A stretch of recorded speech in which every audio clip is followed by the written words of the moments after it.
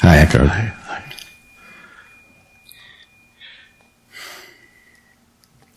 I have met people in my life that have an awareness and an intuition that can only come with presence. That's very attractive, and it invites trust. So my question is, can presence be used to manipulate or use others? Without going into detail, would you say that you have experienced something like that? Yes.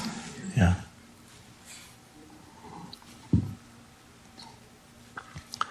Now, presence cannot be used, but presence can arise and then be covered up again, and then the ego returns and claims something.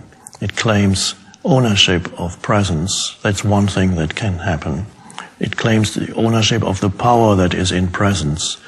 That's the downfall of frequently of spiritual teachers who have periods of egolessness, when the ego has become dormant or stepped aside and presence arises, but the ego is still lurking in the background, and then it reasserts itself. And then you know it when that the spiritual teacher claims some sort of specialness for him or herself, when he says, I'm the most advanced human that ever lived and ever will live on the planet. Then you know that probably the ego has crept back in, even though that teacher might have uttered beautiful words only a few weeks ago, inspired words. So that can happen and has happened. There are certain abilities that some people have that's now the second part of the answer. There are certain abilities that some people have that sometimes look as if they were things that only an awakened human being, an ability that only an awakened human being would have. It sometimes appears like that. For example, what in India they call siddhis, which are psychic powers, people who are able to have sometimes clairvoyant or can tell you what the name of your grandmother was and at what age your grandmother died. They can perhaps influence others, infuse their own will into others and make people do certain things that otherwise they would not do. They can have an hypnotic effect on others.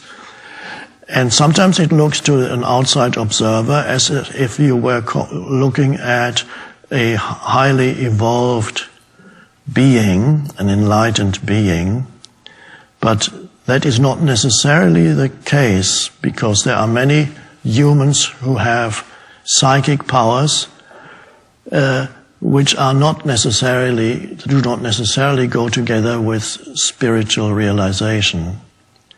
But if you don't know that, you can easily be led to believe that these things can only come out of spiritual realization. If I levitated here and now, and somebody films it, then suddenly large numbers of people all over the world would believe that I am the most highly evolved human being on the planet. But it could be that I simply have certain psychic powers, like an athlete on the physical realm has developed enormous physical abilities that other humans don't have, because he or she has trained certain muscles and limbs to move in certain ways. So he has things that are almost superhuman. In the same way, there are some humans who have psychic abilities. They're like athletes in the psychic realm. And doesn't necessarily go together with the absence of ego. in fact, it's quite dangerous if there's a big ego that is hidden. Egos are also good at concealing themselves. So the ego is hidden, and this person is able to bend spoons or to manifest things out of nothing. Well, it seems out of nothing, but maybe the sleeve is not nothing. It manifests somewhere. I haven't practiced enough. I can't do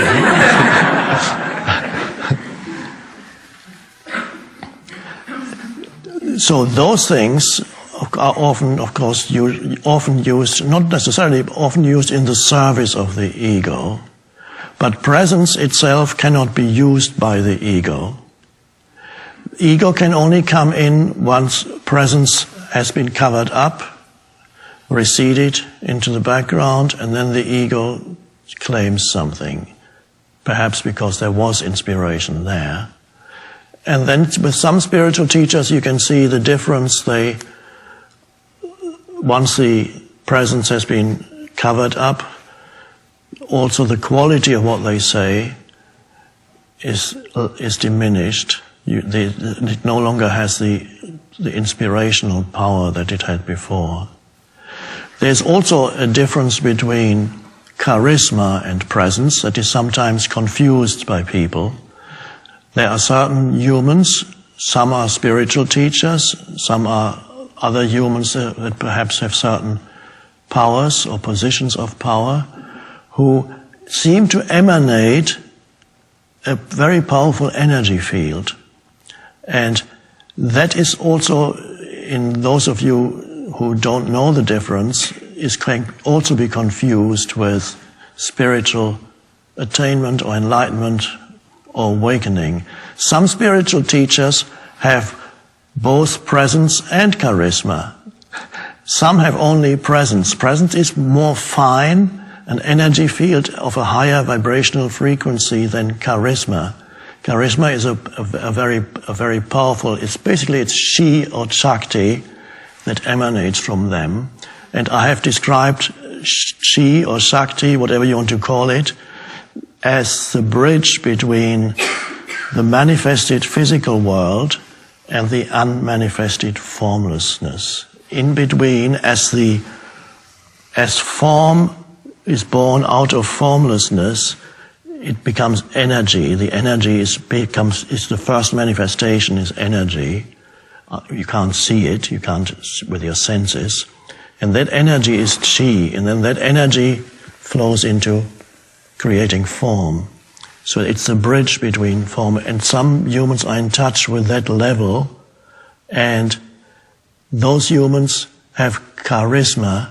Sometimes spiritual teachers have, as I just said, have both presence and occasionally charisma, or psychic powers can often come with charisma also. And then you have people who are in powerful positions in the world, and because of the energy that flows through them and the attention they're given by other humans, that energy, they develop the charisma, they are in touch with that energy source of chi. For example, obviously some of these are not necessarily good people, because that energy can be used for egoic purposes.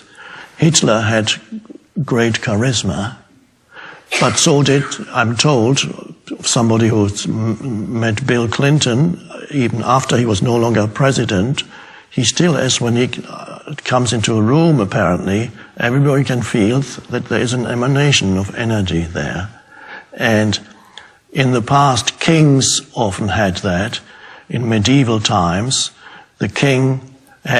many kings were reputed to have the ability to heal, and so they called it the royal touch, and often sick people were brought into the presence of the king, and he would place his hand on them, and many of them were healed, and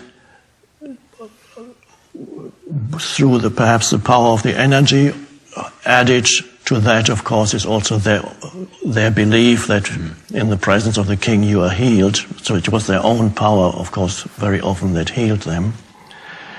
So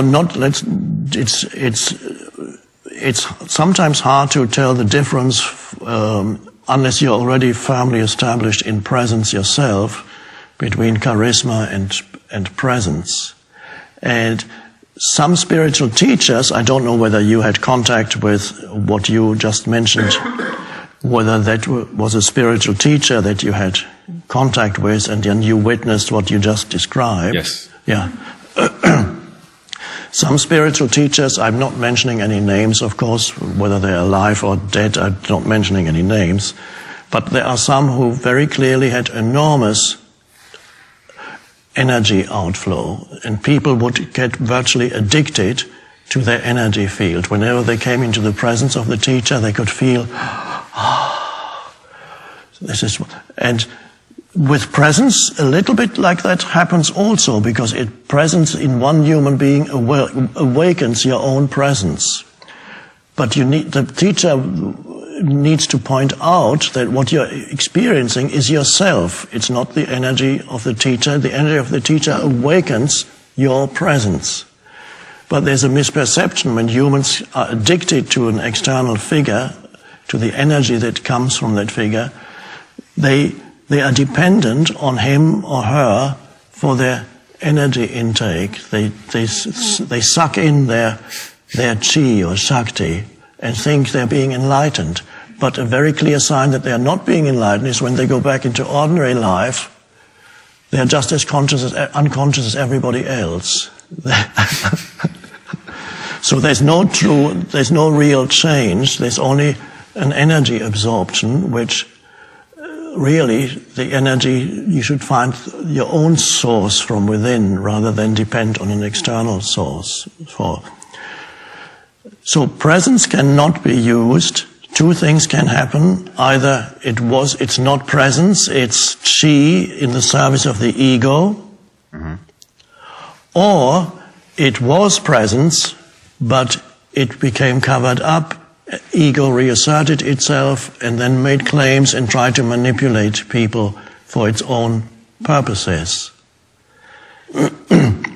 Now, which one it is in your case, I don't know, but perhaps you will be able to see for yourself.